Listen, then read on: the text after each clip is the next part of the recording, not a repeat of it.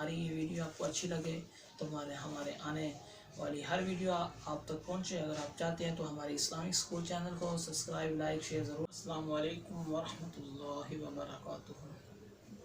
भाइयों, दोस्तों, बहनों, आज मैं आपके सामने जो वीडियो शेयर करने वाला हूँ वो है कि अगर किसी भाई को या बहन को नौकरी से निकाल दिया जाए तो उसके लिए क्या किया जाए।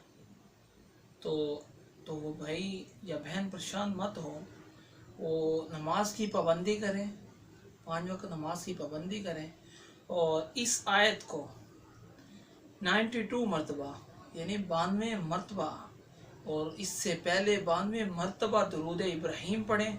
तो इस आयत को नरफ़उ दरजाति मिन नशा व फ़ौक़ कुल्लि ज़ी इल्मिन अलीम, सूरह यूसुफ, आयत नंबर 76, पारा नंबर 13। इस आयत की तिलावत करें।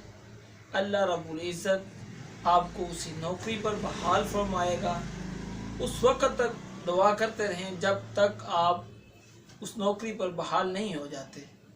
अगर हमारी ये वीडियो आपको अच्छी लगे तो लाइक, शेयर, हमारे इस्लामिक स्कूल को लाइक ज़रूर करें ताकि आने वाली हमारी हर वीडियो आप तक पहुँचे और आप इससे मुस्तफ़ीद हों।